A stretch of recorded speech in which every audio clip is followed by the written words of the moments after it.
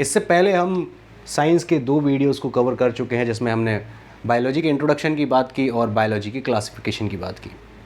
अब इस वीडियो में हम जो जीवधारी हैं, सजीव हैं, लिविंग ऑर्गेनिज्म हैं, उनके क्या क्या कैरेक्टरिस्टिक्स होते हैं जो उनको निर्जीव से अलग बनाते हैं, उनके बारे में डिस्कशन करेंगे।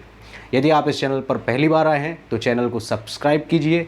इसके अलावा डिस्क्रिप्शन में मेरी इंस्टाग्राम आईडी है, आप वहां जाकर इंस्टाग्राम पर मुझे फॉलो कर सकते हैं। इसके अलावा मेरा चैनल है, उस पर भी जाकर आप साइंस की यही वीडियोस देख सकते हैं। तो इस वीडियो में हम बात करेंगे जीवधारियों के गुणों की, उन कैरेक्टरिस्टिक्स की जो सजीवों में होते हैं, लिविंग ऑर्गेनिज्म में होते हैं, जो उन्हें निर्जीव से अलग बनाते हैं। क्योंकि सजीव और निर्जीव अलग होते हैं, हम सभी जानते हैं। तो कौन कौन से गुण हैं जो सजीवों को बनाने वाले हैं निर्जीवों से अलग, उनकी हम बात करेंगे। उससे पहले कार्बन, हाइड्रोजन, ऑक्सीजन, नाइट्रोजन, ये 4 मुख्य तत्व हैं। देखिए, चाहे वह सजीव हो, बना तो इन्हीं पदार्थों से है, इन्हीं तत्वों से है, एलिमेंट से है, जैसे कार्बन, हाइड्रोजन, ऑक्सीजन, नाइट्रोजन। हमारा शरीर क्या है? वाटर है, फैट, लिपिड, कार्बोहाइड्रेट्स, ये सब क्या है? रसायन ही तो हैं। तो ये जो सजीव है, ये बना इन्हीं एलिमेंट से है। बेसिकली ये इम्पोर्टेंट एलिमेंट्स हैं, इसके अलावा तो बहुत सारे होते ही हैं, कार्बन, हाइड्रोजन, ऑक्सीजन, नाइट्रोजन। तो यह 4 तत्व हमें याद रखना है। इसके बाद ये 10 कैरेक्टरिस्टिक्स, 10 गुण मैंने लिख रखे हैं जीवधारियों के, जिनमें से पहला है कोशिकी संरचना, सेलुलर स्ट्रक्चर। देखिए, सेलुलर ऑर्गेनिज्म, कोई भी शरीर हो, कोई भी सजीव हो, लिविंग ऑर्गेनिज्म की जो बॉडी है, काया है, वो छोटे छोटे कोशिकाओं से मिलकर बनती है। छोटी छोटी सेल्स होती हैं जिनसे पूरी बॉडी बनती है। कोशिकाएं मिलकर ऊतक बनाती हैं, टिश्यू, फिर ऊतक मिलकर अंग बनाते हैं, ऑर्गन्स मिलकर सिस्टम बनाते हैं, तंत्र, और बहुत सारे तंत्र मिलाकर ही तो बॉडी बनती है। लेकिन ऐसा नहीं है कि जितने भी सजीव हैं, जितने भी जीव हैं, उनमें सारे सिस्टम्स पाए जाते हैं। कुछ निम्न कोटि के जंतु भी होते हैं, समुद्री जीव होते हैं, जिनमें सारे सिस्टम्स होते भी नहीं हैं। लेकिन ब्रह्मांड में कोई भी सजीव हो, जितने भी सजीव हैं, जितने भी लिविंग ऑर्गेनिजम्स हैं, वो सभी कोशिकाओं से मिलकर ही बने हैं। कोई सा भी जीव आप ले लीजिए, कोई सा भी सजीव ले लीजिए, कोई भी लिविंग ऑर्गेनिज्म ले लीजिए, वो छोटी छोटी कोशिकाओं से मिलकर ही बना है। तो पहला तो ये कैरेक्टरिस्टिक होगा। कोई भी लिविंग ऑर्गेनिज्म लीजिए आप, कोई भी जीवधारी लीजिए, उसमें कोशिका तो होगी ही होगी, कोई भी ऑर्गेनिज्म हो। तो ये सभी जीवधारियों का कैरेक्टरिस्टिक हुआ ना। दूसरा, जीव द्रव्य। अब ये जो हमने कोशिका की बात की, जैसे हमने पढ़ा है पादप कोशिकाएं होती हैं, जंतु कोशिकाएं होती हैं। एक ये हमने जैसे कोशिका बनाई एग्जाम्पल के लिए। अब इसी कोशिका से पूरा शरीर बनने वाला है, और बहुत सारी रासायनिक अभिक्रियाएं इस कोशिका के अंदर भी होती हैं। संरचना भी इसी कोशिका से बन रही है, और बहुत सारा जेनेटिक्स, आनुवांशिकी जो है, एक पीढ़ी से दूसरी पीढ़ी में जानकारियाँ जा रही हैं, वह जानकारियाँ भी इस कोशिका के अंदर ही होती हैं। तो जो कोशिका है वो जीवों की संरचनात्मक, क्रियात्मक और आनुवांशिक इकाई है, जो प्रत्येक जीवधारी में हमें मिलेगी। कोशिका, सेल। अब इस कोशिका में एक द्रव भरा होता है, गाढ़ा पतला द्रव, गाढ़ा द्रव, कार्बोहाइड्रेट, लिपिड्स, इसी सब से बना हुआ एक द्रव है, गाढ़ा द्रव है, तरल होता है, रंगहीन होता है, कलरलेस द्रव होता है। उस द्रव को हम बोलते हैं प्रोटोप्लाज्म, जीव द्रव्य। क्योंकि जीवितों में पाया जाने वाला द्रव है, इसलिए उसको हमने क्या बोला है? जीव द्रव्य बोला है, प्रोटोप्लाज्म बोला है। ये जीवन का भौतिक आधार है, फिजिकल बेसिस ऑफ लाइफ है प्रोटोप्लाज्म।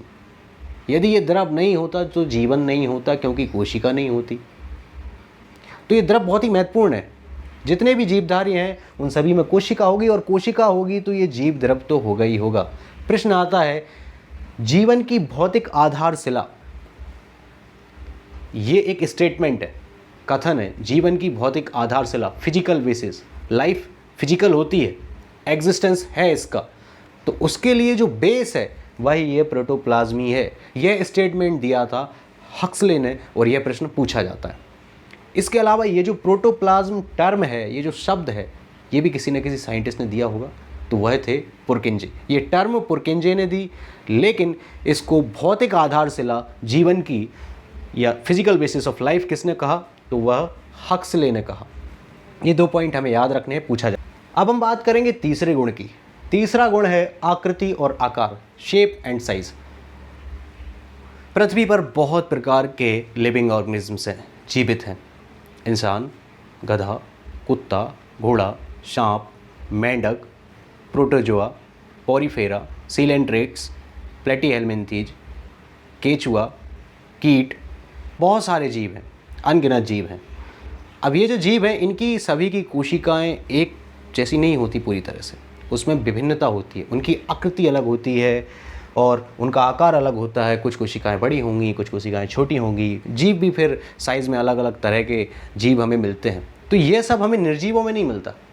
अब ये नहीं कहने लगना कि जो निर्जीव होते हैं वो भी अलग अलग शेप और साइज़ के होते हैं, लेकिन जो जीव हैं उनमें ये हमें देखने को मिलेगा। ये लिविंग ऑर्गेनिजम्स का भी कैरेक्टरिस्टिक है कि उनमें शेप और साइज़ होगा। और यह जो 10 पॉइंट हैं, इनमें से ज़्यादातर, बल्कि मैं कहूँगा सभी के सभी हमें जीवितों में देखने को मिलेंगे। निर्जीवों में ये सब नहीं मिलता, यही तो उन्हें अलग बना रहे हैं निर्जीव से। तो ये हुआ हमारा तीसरा पॉइंट, आकृति और आकार। चौथा है उपापचय, मेटाबॉलिज्म। ये जो कोशिका आप देख रहे हैं, इसमें जीव द्रव्य है, इसके अंदर बहुत सारी जैव रासायनिक क्रियाएं होती हैं। कार्बन, हाइड्रोजन, ऑक्सीजन, नाइट्रोजन, जब यह सब है तो रिएक्शंस तो होंगी ही होंगी। लेकिन चूंकि यह जो अभिक्रियाएं हैं ये जीवितों के शरीर में हो रही है, जीवित कोशिका में हो रही है, इसलिए हम इनको कहते हैं जैव रासायनिक क्रियाएं। जैसे श्वसन है, कोशिका में श्वसन होता है जिससे ऊर्जा मिलती है। प्रकाश संश्लेषण, जो प्लांट्स हैं, पौधे हैं, वह अपना भोजन स्वयं बनाते हैं। और वाकई में ये विचित्र घटना है कि पौधे अपना भोजन स्वयं बना लेते हैं। हम पौधों पर निर्भर हैं। तो प्रकाश संश्लेषण वो होता कैसे है? वो कोशिका के अंदर ही तो होता है। कोशिका के अंदर हरित लवक होता है, उसी में तो होता है। तो यह भी जीवों में ही होगा, उपापचय। ये मेटाबॉलिक एक्टिविटीज़ जो है, मेटाबॉलिक रिएक्शंस है, ये निर्जीवों में नहीं होती, ये सजीवों में हमें देखने को मिलती है। इसके अलावा है श्वसन, जैसा कि मैंने अभी बताया, मेटाबॉलिज्म में ही होता है श्वसन। रेस्पिरेशन, कार्बन डाइऑक्साइड छोड़ना, ऑक्सीजन लेना, सजीवों का ही है।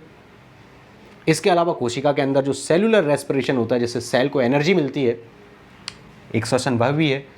तो ये सजीवों में ही मिलता है। निर्जीव तो कार्बन डाइऑक्साइड गैस को छोड़ नहीं रहे हैं, ऑक्सीजन ले रहे हैं। देखा कभी ऐसे पत्थर को सांस लेते हुए? नहीं देखा। तो ये सजीवों में ही होता है। इसके बाद अगला पॉइंट है प्रजनन या रिप्रोडक्शन। सजीव अपने ही समान संतान उत्पत्ति करते हैं, फिर चाहे वो बहुकोशिकीय जीव हो या एक कोशिकीय जीव हो। सजीव अपने समान संतति उत्पन्न करते हैं और यह केवल सजीवों में ही होता है, लिविंग ऑर्गेनिजम्स में ही होता है। आपने कभी नहीं देखा होगा पत्थर को रिप्रोड्यूस करते हुए। तो यह सजीवों का कैरेक्टरिस्टिक है। इसके बाद है पोषण, न्यूट्रिशन। न्यूट्रिशन चाहिए, लिविंग ऑर्गेनिजम्स को न्यूट्रिशन चाहिए। हम खाना खाते हैं, प्लांट्स को भी फूड चाहिए, वाटर चाहिए, न्यूट्रिशन चाहिए, न्यूट्रिएंट्स चाहिए, पोषक तत्व चाहिए। पौधों को नाइट्रोजन चाहिए ग्रोथ के लिए, हमें कार्बोहाइड्रेट्स चाहिए एनर्जी के लिए। तो न्यूट्रिएंट्स हमें चाहिए। सजीवों को न्यूट्रिएंट्स की ज़रूरत पड़ती है, पोषण की ज़रूरत पड़ती है। कभी आपने किसी पत्थर को बर्गर खाते हुए नहीं देखा होगा। तो ये जो है जीवधारियों के गुण है। 8वां पॉइंट है अनुकूलन या फिर एडॉप्शन। संसार में, ब्रह्मांड में कितने समय से कितने परिवर्तन होते आ रहे हैं, लेकिन ये जो सजीव होते हैं ये खुद को ढाल लेते हैं उस वातावरण के हिसाब से, उस परिवर्तन को वो अडॉप्ट कर लेते हैं। कोई चेंज आया, सजीवों ने अडॉप्ट किया, तभी तो वह अपने आप को बनाकर रख पाए। तो ये सजीवों में होता है, अडॉप्ट कर लेते हैं चेंज को। एक्सक्रीशन, उत्सर्जन।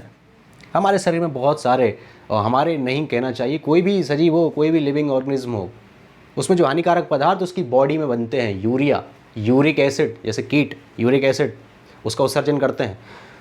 तो उत्सर्जन भी होता है सजीवों में, सजीवों में ही होता है एक्सक्रीशन। फिर है जीवन चक्र, लाइफ साइकिल। एक जीवन चक्र होता है हमेशा सजीवों का, और जीवन चक्र तो कोशिका से ही शुरू हो जाता है। जब हम कोशिका चक्र पढ़ेंगे, सेल साइकिल, तब आपको और अच्छे से समझ आएगा। एक चक्र है, एक साइकिल है। शुरुआत भ्रूण से होती है, एम्ब्रियो से, फिर पौधा बड़ा होता है या फिर कोई जंतु बड़ा होता है, अपने समान संतति उत्पन्न करता है, बूढ़ा होता है और मृत्यु को प्राप्त हो जाता है। तो ये एक लाइफ साइकिल है। फिर जो नई जनरेशन आई है उसमें भी यही होगा, भ्रूण से शुरुआत होगी, वह भी अपने समान संतान उत्पत्ति करेगा और वह भी मृत्यु को प्राप्त हो जाएगा। तो ये कैरेक्टरिस्टिक्स हैं, 10 कैरेक्टरिस्टिक्स। जीवधारियों में ये सब मिलता है, हमें निर्जीवों में नहीं मिलता। और ये बेसिक्स हैं बायोलॉजी के, जो हमने शुरुआत की 2 वीडियोज़ में चर्चा की, वह भी बेसिक्स ही थे। ये भी बेसिक हैं जो हमारे आने वाले वीडियोज़ को अच्छे से समझने के लिए ज़रूरी है। तो यदि वीडियो पसंद आया तो लाइक कीजिए, शेयर कीजिए, सब्सक्राइब कीजिए। धन्यवाद।